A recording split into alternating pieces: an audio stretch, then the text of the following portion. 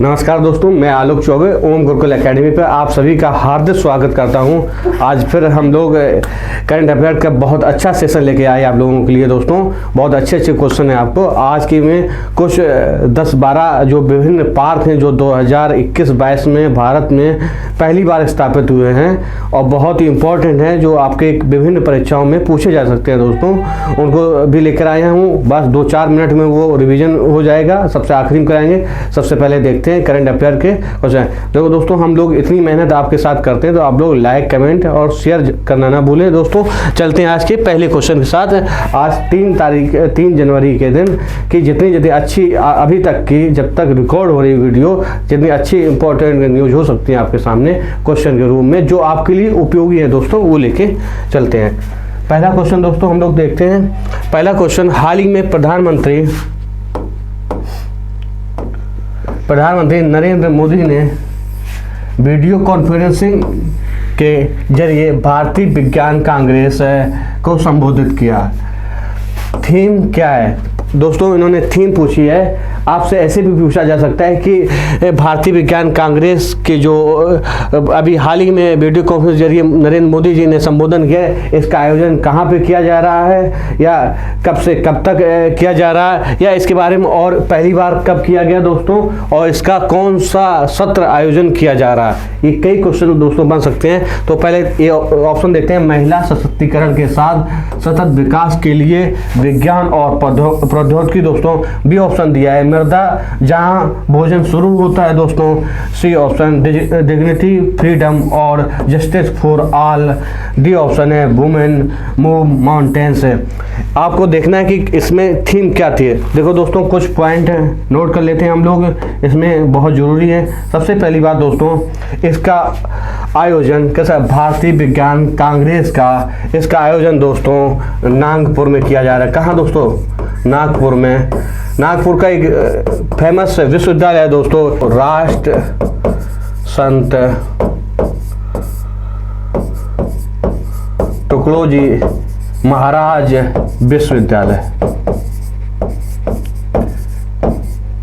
विश्वविद्यालय के परिसर में दोस्तों इसका आयोजन कर रहा है। आपसे पूछ लिया कब से कब तक किया जा रहा है। ये दोस्तों ये किया जा रहा है 3 से 7 जनवरी। कब से कब तक? 3 से 7 जनवरी 2023 में। आपसे पूछा जा सकता है भारतीय विज्ञान कांग्रेस का जो ये अभी आयोजन किया जा रहा है, कौन सा सत्र है दोस्तों? इसका 108वां सत्र।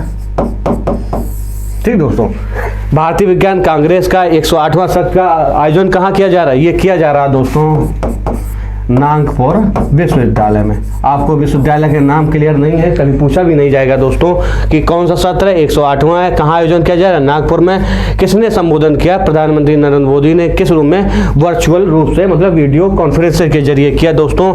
ठीक है, और कब से कब तक? 3 से 7 जनवरी 2023 को। इसकी थीम दोस्तों थी, इसकी थीम थी महिला सशक्तिकरण के साथ सतत विकास के लिए विज्ञान और प्रौद्योगिकी। नोट कर लेना, बहुत इंपॉर्टेंट थीम है दोस्तों। क्या है? महिला सशक्तिकरण के साथ सतत विकास के लिए विज्ञान और प्रौद्योगिकी। आपसे पूछ लिया जाए 108वां सत्र जो नागपुर में आयोजन है, इससे पहले इसका 107वां सत्र कहाँ पे इसका आयोजन किया गया दोस्तों? कहाँ किया गया? बेंगलुरु कर्नाटक में।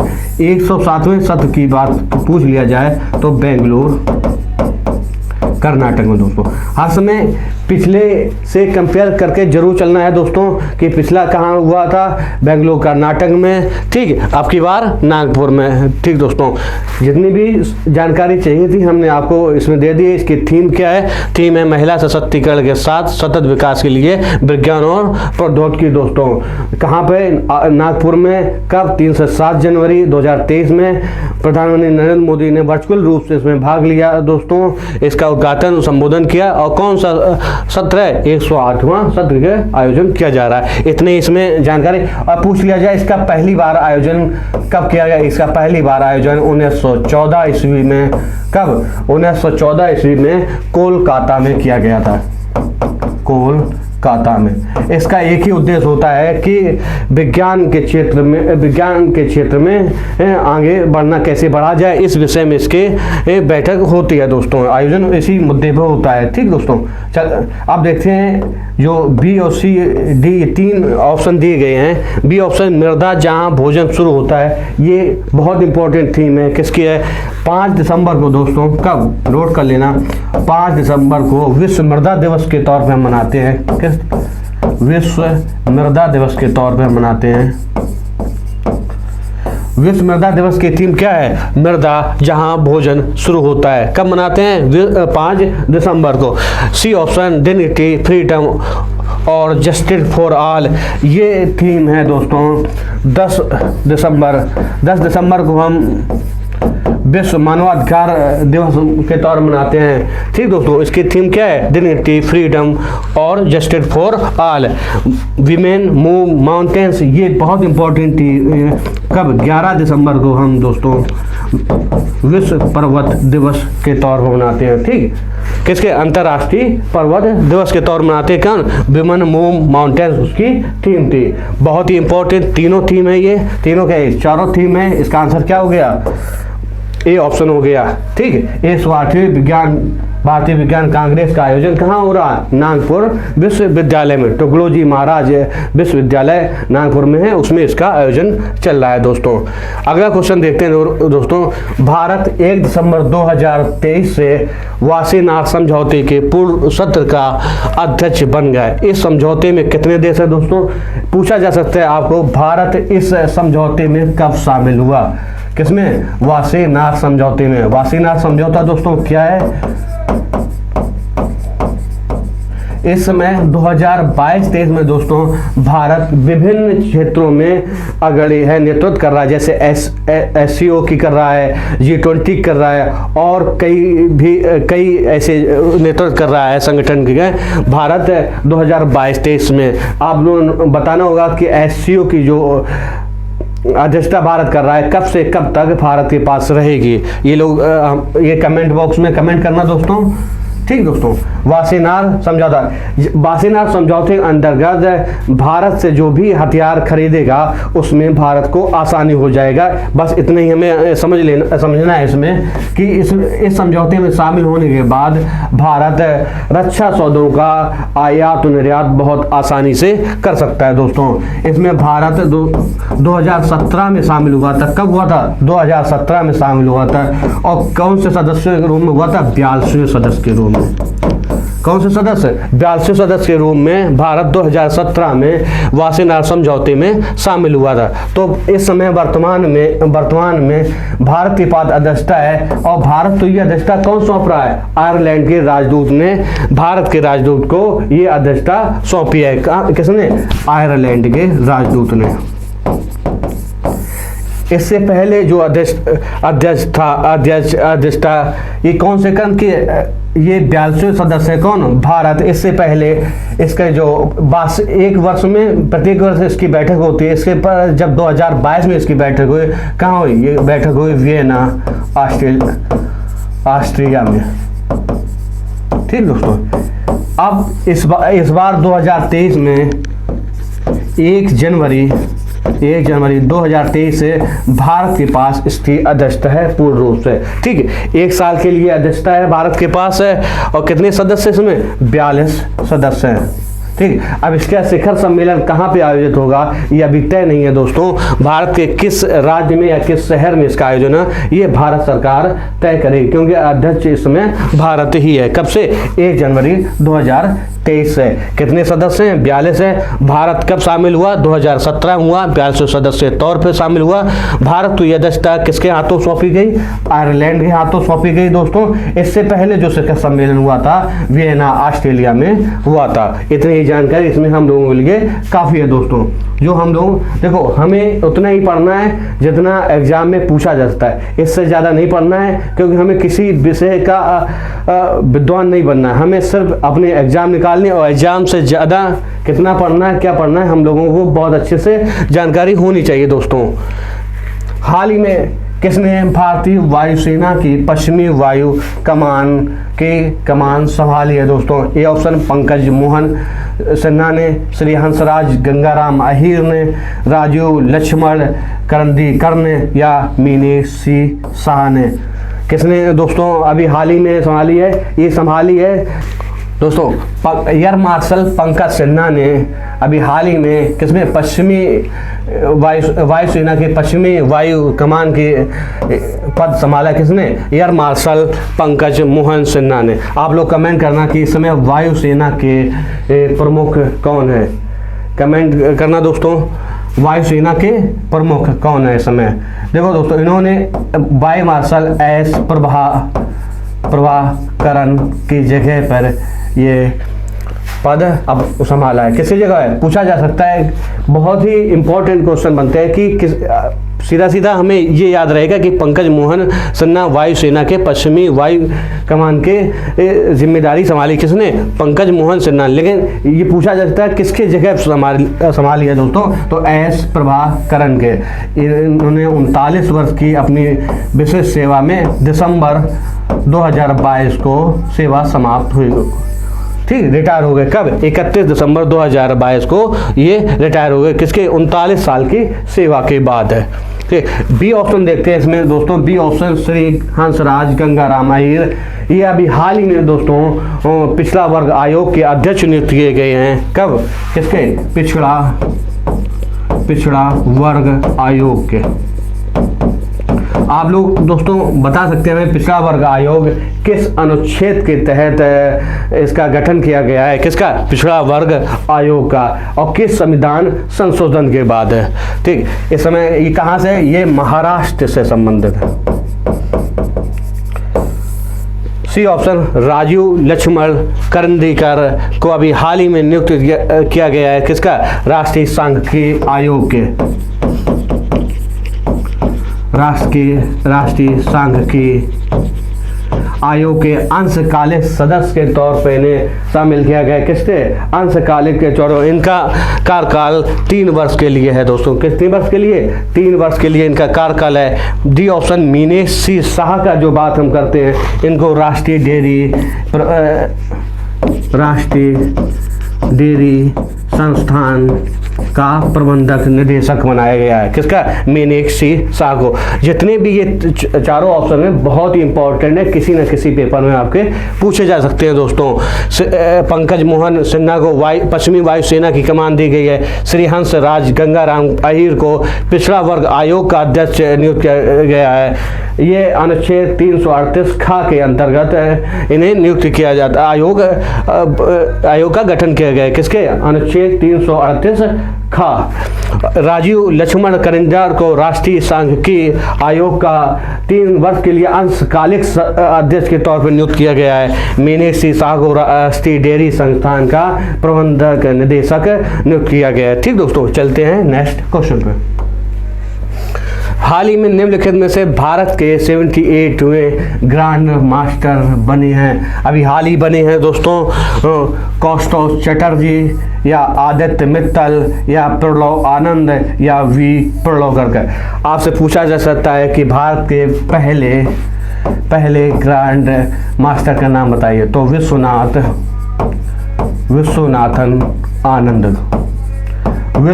आनंद शतरंज के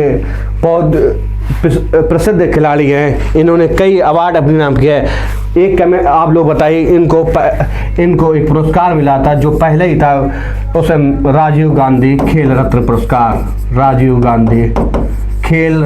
पुरस्कार जब शुरू हुआ था पहली बार इन्हीं को मिला। किसको? विश्वनाथ आनंद को। लेकिन अब इस खेल का नाम बदलकर ध्यानचंद खेल रत्न पुरस्कार कर दिया गया दोस्तों। आप लोग कमेंट बॉक्स में ध्यानचंद खेल रत्न पुरस्कार 2022 में किस खिलाड़ी को मिला? उस खिलाड़ी ने राष्ट्रमंडल खेलों में 3 स्वर्ण 1 रजत पदक अपने नाम किए और टेबल टेनिस का स्टार है। आप लोगों को बहुत हिंट दे दी दोस्तों। आप लोग कमेंट बॉक्स में जरूर लिखें कि वो खिलाड़ी, उस खिलाड़ी का क्या नाम है जिसे 2022 का ध्यानचंद खेल रत्न पुरस्कार से सम्मानित किया गया दोस्तों। तो आप देखते हैं पूछा क्या गया है कि भारत के 78वें ग्रैंड मास्टर बने अभी हाल ही में 19 वर्षीय कौस्तुभ चटर्जी 78वें ग्रैंड मास्टर के। ये कहाँ के हैं? ये पश्चिम बंगाल के हैं दोस्तों। पश्चिम बंगाल के कोलकाता से। और ये कौस्तुभ चटर्जी पश्चिम बंगाल के 10वें ग्रैंड मास्टर हैं। ठीक, कैसे कौन नंबर के हैं? 10वें ग्रैंड मास्टर हैं। कहाँ के? पश्चिम बंगाल। अगर राज्य की बात करें ऑल ओवर ये 42वें कौस्तुभ चटर्जी। कितनी एज है इनकी? 19 वर्ष से हैं दोस्तों। आदित्य मित्तल दोस्तों, आदित्य मित्तल की बात करें तो आदित्य मित्तल 77वें ग्रैंड मास्टर। कौन से? 77। प्रणव आनंद की बात करें तो 6वें क्रम के ये ग्रैंड मास्टर थे दोस्तों। और वी प्रणव की बात करें तो 75। ठीक, अगर सबसे कम उम्र की बात करें ग्रैंड मास्टर तो अभिमन्यु मिश्रा। ठीक दोस्तों, अभिमन्यु मिश्रा, जो पूछा जा सकता है क्योंकि कभी कभी मिलान करने को आ जाते हैं क्वेश्चन ऐसे। ठीक, कि वी प्रणव या प्रणव आनंद, वी प्रणव किस क्रम के हैं? 75, प्रणव आनंद 76, आदित्य मित्तल 77 और कौस्तुभ चटर्जी 78वें क्रम के ग्रैंड मास्टर बने हैं दोस्तों। याद रखना, बहुत इंपॉर्टेंट। पहले ग्रैंड मास्टर विश्वनाथ आनंद और सबसे आखिरी में जो अभी हाल ही में है कौस्तुभ चटर्जी। ठीक, विश्वनाथ आनंद को पहला राजीव गांधी खेल रत्न पुरस्कार मिला, जो इस समय ध्यानचंद खेल रत्न पुरस्कार के नाम से जाना जाता है दोस्तों। चलते हैं नेक्स्ट क्वेश्चन पे। निम्नलिखित कथनों पर विचार कीजिए दोस्तों। पहला कथन है दोस्तों, हाल ही में भारतीय चुनाव आयोग द्वारा प्रवासी मतदाताओं की भागीदारी बढ़ाने के लिए RVM मशीन का विकास किया गया। दूसरा पॉइंट देखा है दोस्तों, भारत निर्वाचन आयोग की स्थापना 25 जनवरी, अधूरा है क्वेश्चन यहाँ, 25 जनवरी 1949 का लेना दोस्तों। 1949 को हुई। इसका मुख्यालय नई दिल्ली में है। उपयुक्त कथनों में असत्य कथन का चयन है। ऐसे क्वेश्चनों में ध्यान से देखना कि पूछा क्या गया, असत्य कथन पूछा गया दोस्तों। इसलिए हमें देखो पहला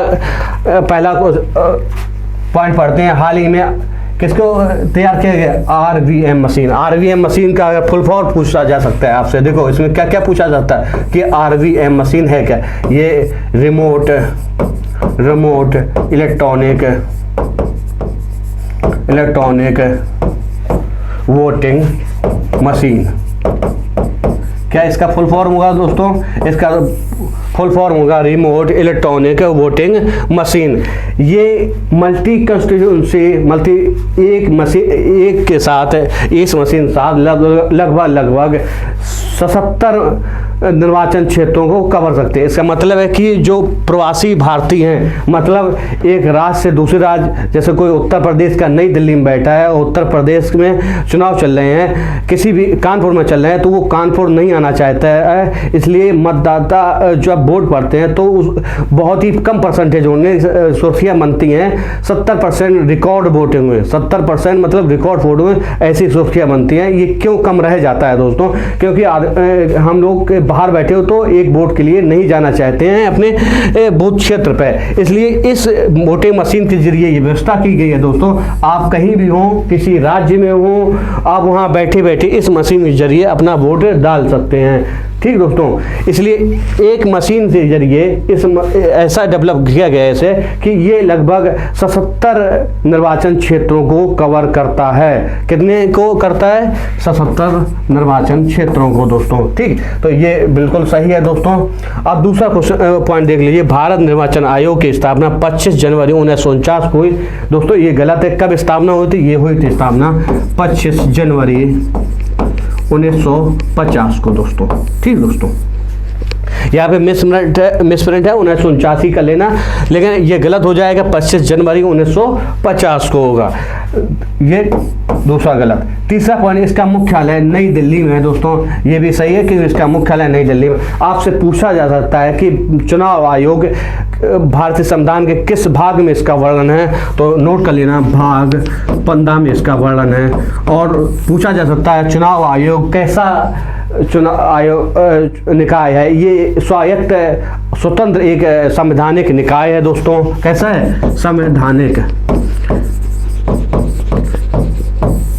स्वायत्त। इसके पीछे स्वायत्त लिखा हो सकता है क्योंकि ये स्वतंत्र। इसका कार्य राज्य एवं संघ के जो निर्वाचन होता है लोकसभा या राज्यसभा में या राज्य विधानमंडल के लिए होता है, लोकसभा इनका निर्वाचन कराना या निर्वाचन प्रक्रिया का हिस्सा बनना इनका प्रमुख कार्य है। अगर आपसे पूछ लिया जाए कि जो इसमें स्थानीय निकाय के चुनाव होने हैं या पंचायत के चुनाव होते हैं वो कौन कराता है, वो राज्य निर्वाचन आयोग कराता है, वो चुनाव आयोग के हिस्से में नहीं है दोस्तों, याद रखना। तो इसमें क्या पूछा है, इसमें गलत कथन, असत कथन, तो सिर्फ सेकेंड असत है क्योंकि कब हुआ 25 जनवरी 1950 को, इसलिए बी ऑप्शन। आपसे पूछा जाता है कि मतदाता दिवस कब मनाया जाता है, मतदाता दिवस कब मनाया जाता है 25 जनवरी को दोस्तों। ठीक दोस्तों, इसमें जो भी है और पूछा जाए कि चुनाव आयोग चुनाव संबंधित किसमें वर्णन है, किस अनुच्छेद, अनुच्छेद 324 से लेकर 329 तक इसका वर्णन है। और किस भाग में, भाग 15 में वर्णित है। ये स्वायत्त संवैधानिक निकाय है दोस्तों, ये इसकी इंपॉर्टेंट जानकारी है। चलते हैं नेक्स्ट क्वेश्चन। तो ये किसके लिए बनाई गई मशीन, प्रवासी भारतीयों के लिए जो एक राज्य से दूसरे राज्य में रहते हैं, अपने निर्वाचन बूथ पे नहीं पहुंच सकते हैं। ठीक दोस्तों, चलते हैं नेक्स्ट क्वेश्चन। हाल ही में रक्षा अनुसंधान एवं विकास संगठन DRDO का स्थापना दिवस मनाया गया। देखो दोस्तों, अनुसंधान एवं विकास संगठन का कब स्थापना हुई, 1 जनवरी 1958 में। 58 से 2023 चल रही है, तो आप लोग समझ सकते हैं कितनों से 65वीं इसकी स्थापना दिवस हम लोग मना रहे हैं। ठीक दोस्तों, और इसके हेड क्वार्टर पूछ लिया जाए तो नई दिल्ली दोस्तों इसकी हेड क्वार्टर है। और इसके इस समय हेड जो हैं समीर कामत, डॉक्टर समीर कामत इसके हेड, किसके, DRDO को, रक्षा अनुसंधान एवं विकास। यह रक्षा मंत्री की एक प्रमुख एजेंसी के तौर पर कार्य करता है, किसके, रक्षा मंत्रालय के एक प्रमुख एजेंसी के तौर पर इसका काम करना होता है। ठीक दोस्तों, कौन सा आंसर हो जाएगा, डी ऑप्शन। आप लोग कमेंट करना कि इसरो की स्थापना कब हुई थी और इसरो के समय हेड कौन है। हाल ही में लुइज इनासियो लूला डी सिल्वा किस देश के राष्ट्रपति के रूप में तीसरी बार शपथ ली। दोस्तों, इन्होंने हाल ही में ब्राजील के 39वें राष्ट्रपति के तौर पर शपथ ली। किस देश के, ब्राजील के। ब्राजील जो दक्षिण अमेरिका महाद्वीप में सबसे बड़ा देश है और ऑल ओवर देखा जाए तो 5वां सबसे बड़ा देश है ब्राजील। ठीक दोस्तों, ब्राजील घने जंगलों के लिए दोस्तों प्रसिद्ध है। जैसे एक घना जंगल है वहाँ पे अमेजन, ज़्यादातर उसमें आग लगती रहती है दोस्तों अमेजन में। तो हमें बताइए कि इसका आंसर क्या हो जाए, इसका आंसर हो जाएगा ब्राजील। इन्होंने किसको हराया, जायरे बाल्सो नारा को हरा कर ये कौन सी बार, तीसरी बार ये राष्ट्रपति बने दोस्तों। और ऑल ओवर 39वें राष्ट्रपति के तौर पर इन्होंने शपथ ली। इनकी अगर एज आपसे पूछ लिया जाए तो ये 77 वर्ष के। ठीक दोस्तों, आप बोस्निया, आयरलैंड और पेरू आप लोग बता सकते हैं। अभी हाल ही में बोस्निया के क्यों चर्चा में था, देखो दोस्तों अभी हाल ही में बोस्निया इसलिए चर्चा में थी कि यूरोपीय संघ में इन्होंने इनको औपचारिक रूप से उम्मीदवार घोषित किया है। किसने, यूरोपीय संघ में शामिल होने के लिए। और इनको और हर्ज़गोविना 2 देश है, इनको 2016 में इन्होंने एप्लीकेशन दी थी कि हम यूरोपीय संघ में शामिल होना चाहते हैं। लेकिन अभी हाल ही में 2022 दिसंबर में इनको मान्यता मिली है कि ये औपचारिक रूप से उम्मीदवार हैं यूरोपीय संघ के लिए। अभी हाल ही में पहली महिला प्रधानमंत्री दोस्तों बोरजाना क्रस्टो ने चुनाव जीता है। कहाँ पे, पहली अभी हाल ही बनी है बोस्निया की पहली महिला प्रधानमंत्री बोरजाना क्रस्टो दोस्तों। और आयरलैंड के पूछा जाए तो लियो वराडकर, कौन से, लियो वराडकर कर को दूसरी बार इन्हें राष्ट्रपति चुना गया है। कहाँ का? आयरलैंड का। ये किस लिए फेमस है? क्योंकि ये भारतीय मूल के हैं, लगातार दूसरी बार हैं। और दोस्तों पेरू की बात करें तो पेरू की पहली महिला राष्ट्रपति डीना क्या नाम है? डीना बेलुआर्टे को पहली महिला राष्ट्रपति। देखो प्रथम शब्द कहीं किसी के साथ लग जाता है, बहुत इंपॉर्टेंट हो जाता है, ठीक। तो ये बोस्निया की बोर्जाना क्रिस्टो पहली महिला प्रधानमंत्री, आयरलैंड की दूसरे लगातार राष्ट्रपति चुने गए। ये चर्चित हैं क्योंकि ये भारतीय मूल के हैं दोस्तों, लियो वराडकर हैं। और पेरू की पहली महिला प्रधानमंत्री डीना बेलुआर्टे, ठीक दोस्तों। इसका आंसर क्या हो जाए? ब्राजील। चलते हैं नेक्स्ट क्वेश्चन पे। प्रज्वला चैलेंज किस मंत्रालय द्वारा लॉन्च किया गया? देखो दोस्तों प्रज्वला चैलेंज को ग्रामीण विकास मंत्रालय ने लॉन्च किया है। ग्रामीण विकास मंत्रालय सचिव शैलेश कुमार जी ने किया है। इसका एक ही उद्देश्य है कि ग्रामीण अर्थव्यवस्था के बदलाव के लिए, माने उनके उन्नति के लिए, उनके आगे फ्यूचर में सुधार के लिए जो भी विचार समाधान या नए नवाचार हों, आप इस प्रज्वला चैलेंज के माध्यम से इन्हें दे सकते हैं कि सुझाव दे सकते हैं। क्या? ग्रामीण अर्थव्यवस्था के बदलाव के लिए जो भी विचार हैं, समाधान हैं या नए नवाचार हैं, वो इस ऐप के इसके जरिए सरकार तक हम पहुंचा सकते हैं। किसने जारी किया? ग्रामीण विकास मंत्रालय की एक स्कीम चल रही योजना है, दीनदयाल उपाध्याय योजना, जिसे राष्ट्रीय ग्रामीण आजीविका मिशन के द्वारा इसे चलाया जा रहा है। अब आप बात करते हैं राष्ट्रीय ग्रामीण मिशन जो पंडित दीनदयाल उपाध्याय के नाम से है, उसका 2011 से चालू की गई। कब? 2011 से। वो एक भारत सरकार की ग्रामीण गरीबी उन्मूलन कार्यक्रम है। उसके जरिए दोस्तों स्थायी रोजगार उपलब्ध कराना या व्यक्ति को उस हिसाब से मंच उपलब्ध कराना जिससे वो वित्तीय सक्षम बन सके। कैसे? राष्ट्रीय ग्रामीण आजीविका मिशन के अंदर। कब चलाएगी? 2011 में दीनदयाल उपाध्याय के नाम से चालू है दोस्तों। इसका आंसर क्या हो जाएगा? ग्रामीण विकास मंत्रालय। किससे संबंधित है? ग्रामीण अर्थव्यवस्था। आपसे इतना पूछा जा सकता है कि प्रज्वला चैलेंज का संबंध किससे है, तो किससे संबंध है? ग्रामीण अर्थव्यवस्था से, ठीक दोस्तों। चलते हैं next question. Doctor Shyama Prasad Mukherjee राष्ट्रीय जल और स्वच्छता संस्थान का उद्घाटन कहाँ किया गया? अभी हाल ही में 1 जनवरी को किया गया। कब? 1 जनवरी 2023 को प्रधानमंत्री नरेंद्र मोदी ने किया। कहाँ किया दोस्तों? इसका किया पश्चिम बंगाल में, ठीक दोस्तों। चलते हैं नेक्स्ट क्वेश्चन। देखो दोस्तों ये थोड़ा वन लाइनर है क्योंकि वैसे ज़्यादा लंबे क्वेश्चन हो जाते। भीमा गोरेगांव युद्ध की 205वीं वर्षगांठ मनाई गई, हाल ही में दोस्तों मनाई गई। कब मनाई गई? 1 जनवरी 2023 को इसकी 205वीं वर्षगांठ मनाई गई। ये युद्ध पूछा जा सकता है ब्रिटिश ईस्ट इंडिया कंपनी और मराठा परिसंघ के पेशवा गुट के बीच हुआ था। कब हुआ था दोस्तों? ये पूछा गया है। किस वर्ष लड़ा गया? ये लड़ा गया था 1818 में। कब? 1818 में दोस्तों। हाल ही में किस राज्य की टीम ने खेलो इंडिया यूथ गेम्स 2022 महिला अंडर 18 क्वालिफायर खिताब जीता? देखो अगर महिला वर्ग की बात करें तो इसमें जीता है हरियाणा ने। किसने? हरियाणा में।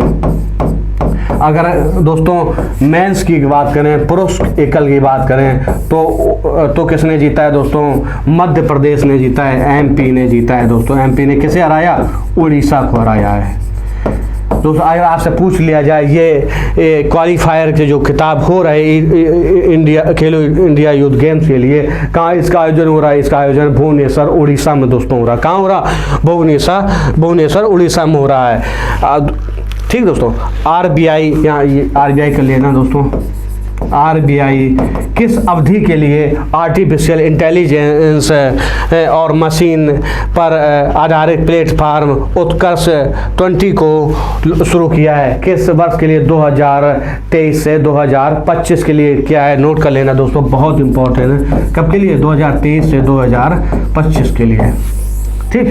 दोस्तों करंट अफेयर के क्वेश्चन यहाँ तक समाप्त हो गए। अब जितने भी क्वेश्चन हैं जो भारत में विभिन्न पार्क 2022 में स्थापित किए गए, बहुत ही पेपरों में पूछे जा सकते हैं आपके, इसलिए इनको देख लेते हैं 1 मिनट में।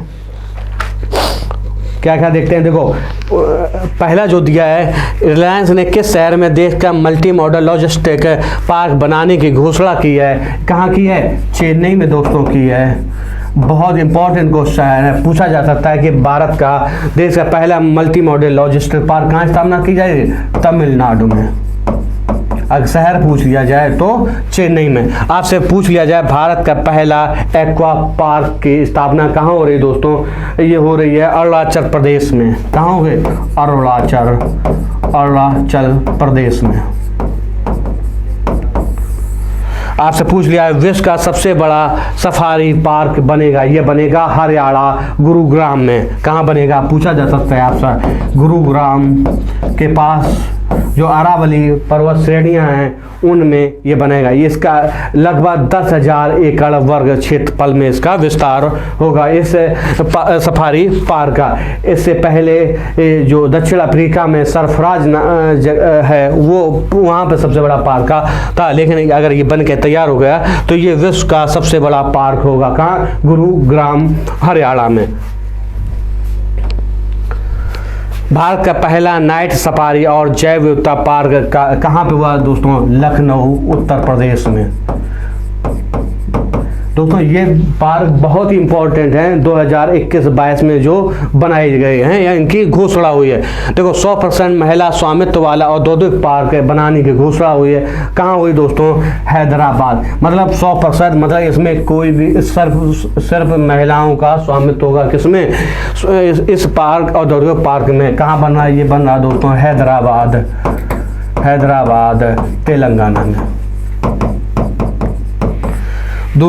अगला है भारत का पहला ई वेस्ट इको पार्क बनाया जाता है। ई वेस्ट मतलब जो कचरा है वो ई कचरा के माध्यम से ये पार्क है। कहाँ पे इसका बनाया जा रहा है? नई दिल्ली में। बहुत अच्छे क्वेश्चन इसके ऊपर क्वेश्चन भी पूछे जा रहे हैं पार्कों के ऊपर कि ठीक दोस्तों। भारत का पहला जियोलॉजिकल पार्क बनाया जा रहा है दोस्तों। कहाँ जियोलॉजिकल पार्क बनाया जा रहा है? भारत का पहला जियोलॉजिकल पार्क है मध्य प्रदेश, मतलब एमपी में दोस्तों बनाया जा रहा है। हाल ही में प्लास्टिक पार्क का निर्माण किया जा रहा है। कहाँ किया जा रहा है? कर्नाटक में।